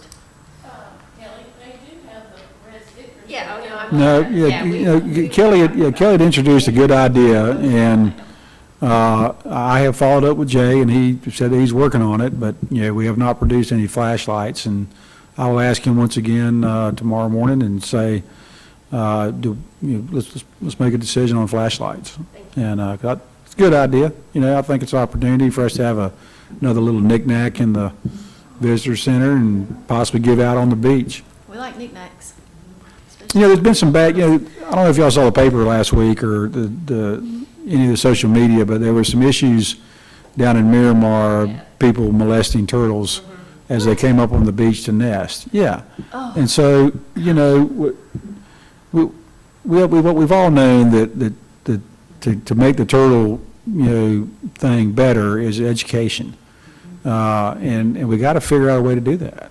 And honestly, I think it's silly as it sounds, you know, the ones that we looked at online are, you know, $2 a piece or something. But just having that there and having people go, well, why are you selling red flashlights? What am I supposed to do with a red flashlight? Yeah. Spawns the discussion. Yeah. If it educates one person, that's great. Yeah, but, you know, beyond the flashlights, somehow we as a community have to figure out how to protect. I mean, because like I say, from what I understand is people were sitting on the turtle, riding the turtle. You know, in both cases, the turtle went back out in the water, more than likely dumped her eggs. And so, you know, there's other communities that are more populated than we are that have turtles that don't have the same problems, and we got to figure out a way, you know, is it a turtle rapid response team or several teams that can get out there quickly to stop it, you know, have a pocket full of red flashlights they can give out as, you know, gimmies, you know, to help people understand, you know. I saw an excellent technique. We had some kind of whale stranding not too long ago down on Blue Mountain Beach. Our team, you know, went down to help. And we helped get the Friends of South Walton turtle down there. But so, of course, it gathered a lot of people. You know, you got this thing that looks like a dolphin. It was really some kind of deep water whale that is obvious it wasn't going to make it. But a lot of people around. But the coordinators got the people. One of the techniques they used to get the people from hovering around this well was to make a breakwater. And so they said, hey, get out there about 20 feet, and all y'all stand close together, hold arms, and make a breakwater. And it was a great way to involve them and get them from, you know, everybody hovering over the whale and the whale, the coordinators. But in the end, the whale had to be euthanized. And but it was, you know, like I say, deep water whale, if it's in that far, it's already, Yeah, there's it's a reason they determined. beach. So, Right. most of the time. But yeah, so, you know, South Walton Turtle Watch does a great job of monitoring the beach, but we have as a community got to figure out how to protect them.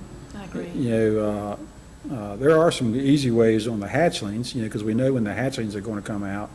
It just takes some time to monitor and set up a barrier and all that. But coming in off the beach to nest, you know, you don't know where it's going to happen, when it's going to happen, and that's why you got to have the turtle rapid response team. Rapid response, I like it. Yeah. If we could put that together, I can either line up, you know, seen stories about people that get a baby dolphin and pass it around and take selfies with it and it dies. I mean, I just don't understand why people just have that drive to The do TRRT. stupid things with.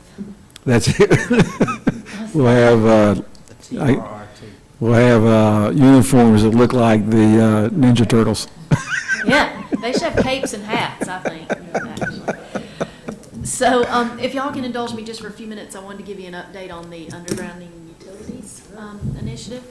So, I think we've talked about it since the TDC Advisory Council voted to approve it. I told you guys that, right? So just a quick update from there. Jay and I are talking about a strategy and when timing to take it to the Board of County Commissioners. But I did want you to know the organization I chair, nonprofit Scenic Walton, has been gathering letters of support. I think I told you guys that. And we're getting a good long list of some very significant stakeholders and representative groups like ECAR and all the big Sandestin and Rosemary and Alice and Seaside, those folks, Property Owners Associations, SOA for Sandestin, and the Walton Chamber. We've gotten some great letters and a good little list. And the other thing I wanted to mention is that I've personally met with new senior management from Gulf Power since NextEra took over, and some folks from Chelco, and have gotten pretty positive responses. At least not, no way, or it's going to cost $1 zillion, don't even think about it, all that jazz that we've gotten in the past, or I've gotten in the past. And so they're pretty positive and open and willing to come to the table and talk and try to be a part of making something happen. Clearly, they're going to drive a lot of it as far as what can be undergrounded and how much it will cost. The last update, but it was, I think, positive response. So we'll see what happens with the Board of County Commissioners, and I think it's a complex situation. We've got two power providers, multiple third-party attachers, and phone and internet, phone and cable and all that come into play, and they would also be burying lines near water and sewer facilities. So all those utility companies are in that mix. And then there is undergrounding from the road to private residences and businesses. So you've got to involve the business community and the residential community. So it is a massive, massive undertaking. But there seems to be a lot of support and some willingness from the power providers. And then the last thing I'll tell you, I don't know if you saw that a bill was signed by the governor. I think I may have told you about this last time, but it was signed by the governor that power companies, the investor-owned power companies, can now use what's called a rate recovery clause. It is a line item on the power bill that can be used now to pay for storm protection measures. They could already do that for storm recovery costs, and if you're a Gulf Power customer, you're about to see one of those, if you haven't already. I think it starts this month. Pop up on your power bill to help pay, all the customer base helps pay for Michael for this particular instance. Now they'll be able to do the same thing for storm protection, which a big part of that is undergrounding. That's not all of it. It can be tree removal and trimming. It can be hardening of overhead lines, which I hate to see,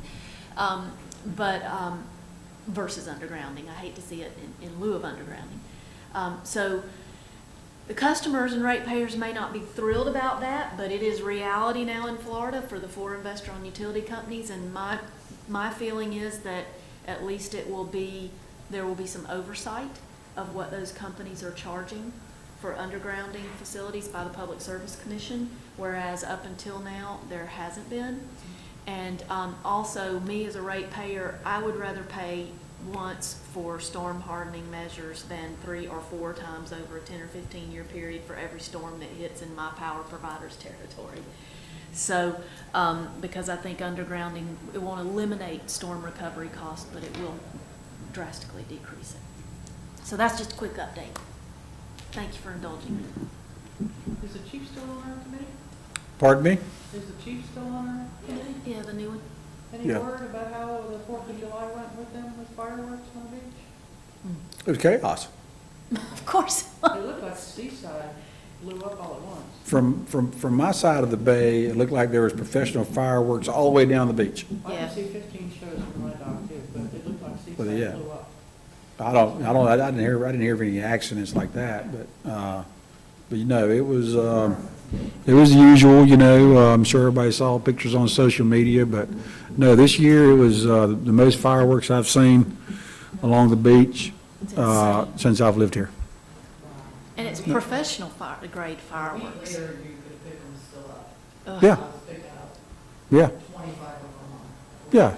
Yeah, now you can go right across to the Alabama line and get 3-inch mortars that, for all practical purposes, I mean, the ones they use in the shows are 6 and 8 inch. I mean, and I saw some packages that I think were even 4-inch mortars.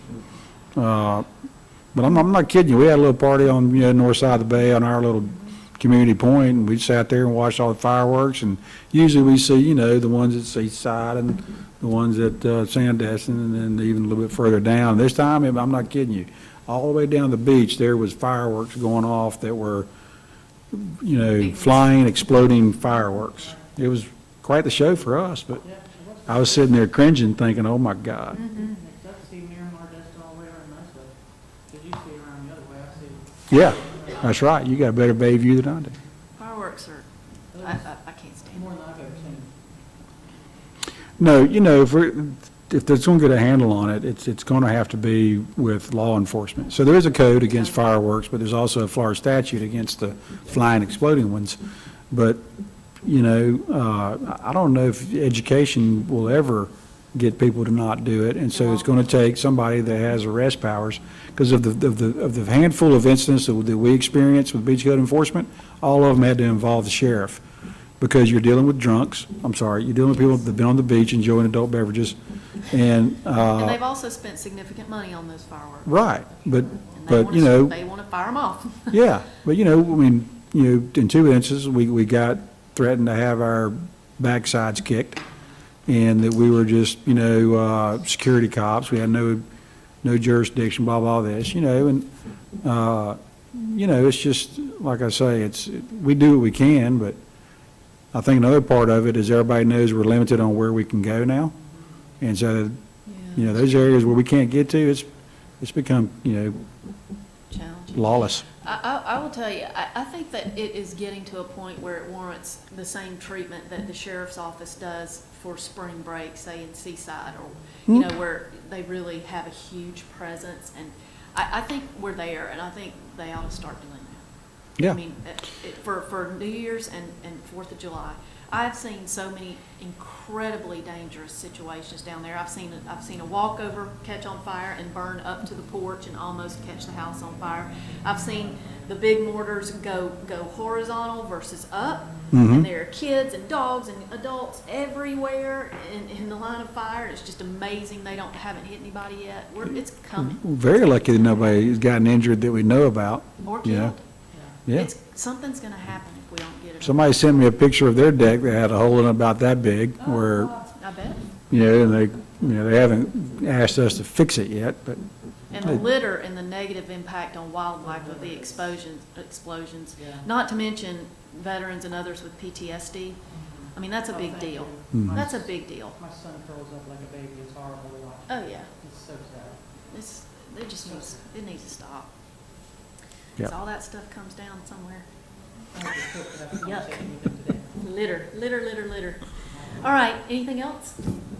Thanks, everybody. We're adjourned. Thank you. thank y'all for your time.